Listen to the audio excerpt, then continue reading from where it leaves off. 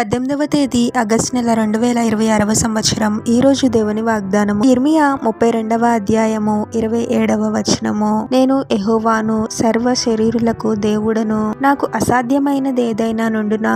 సహోదరి సహోదరులారా, ఈ సృష్టి అంతా ప్రభు చేత సృష్టింపబడింది. పక్షులు, జంతువులు, చెట్లు, మనము అందరము ప్రభు యొక్క సృష్టి. ప్రభువే తన హస్తాలతో మనల్ని నిర్మించి జీవాన్ని అనుగ్రహించాడు. సృష్టికర్త అయిన ప్రభువునకు అసాధ్యమైనది ఏదీ లేదు. మనము అనుభవిస్తున్న కొన్ని కఠినమైన శ్రమలను బట్టి ఇది అసాధ్యము, విడుదల పొందలేను, ఈ కార్యము ఇంకా జరగదు అని మనము ఒక నిర్ణయానికి వచ్చేస్తూ ఉంటాము. మనుషులముగా మనకున్న జ్ఞానముతో కొంతవరకే ఆలోచించగలుగుతాము. ఆ జ్ఞానమునకు మించి కూడా మనము ఆలోచించలేము, అసాధ్యముగా అనిపిస్తూ ఉంటుంది. కానీ నమ్ముట నీ వలనైతే నమ్మువానికి సమస్తమును సాధ్యమే అని ప్రభు అన్నాడు కదా. మనుషులకు అసాధ్యంగా అనిపించవచ్చు, కానీ ప్రభువునకు సమస్తమును సాధ్యమే. అటువంటి అద్భుతాలు మన జీవితాలలో జరగాలి అంటే గొప్ప విశ్వాసంతో మనము ప్రభువునకు ప్రార్థించగలగాలి. ప్రభు యొక్క జ్ఞానము, శక్తి మన ఊహకు అందనివి. ఇది ఎలా జరుగుతుంది అనే అనుమానంతో కాకుండా నా దేవుడు తప్పకుండా జరిగిస్తాడు అనే నమ్మకంతో ప్రార్థించాలి.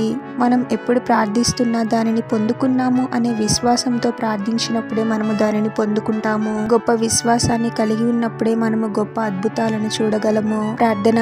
పరిశుద్ధుడవగు ప్రభువా, మీ పరిశుద్ధమైన నామమునకు తరతరములు యుగయుగములు మహిమ కలుగును గాక. మరొక నూతన దినంలోనికి మమ్మల్ని క్షేమంగా ప్రవేశింపచేసిన దేవా, మీకే స్తోత్రం తండ్రి. ప్రతికూలమైన పరిస్థితులు, పోరాటాలను చూసి భయపడుతూ కృంగిపోతూ ఉండేవారముగా కాకుండా ప్రభువు అద్భుతాలను, ఆశ్చర్యక్రియలను జరిగించు గొప్ప దేవుడు అనే విశ్వాసంతో మేము ప్రార్థించాలి తండ్రి.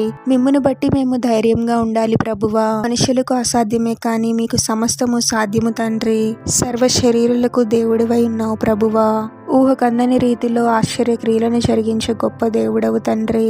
ఎటువంటి శ్రమ కలిగినా గొప్ప విశ్వాసంతో మేము ప్రార్థిస్తూ మా జీవితాలలో మీరు జరిగించబోయే కార్యాల కోసము ఓపికతో, నిరీక్షణతో కనిపెట్టేవారముగా మమ్మల్ని దీవించమని, ఈ ప్రార్థనలో ఏకీభవిస్తున్న ప్రతి ఒక్కరిని పేరు పేరున దీవించి ఆశీర్వదించి అభిషేకించమని, వారు చేసే ప్రతి పనిలో మీరే వారికి తోడుగా ఉండి వారిని అన్ని కీడుల నుండి, అపాయముల నుండి మీరే వారిని రక్షించమని, ఈ మా మనవులన్నీ యేసుక్రీస్తు వారి పరిశుద్ధ నామంలో అడిగి వేడుకొనుచున్నాము తండ్రి. ఆమెన్.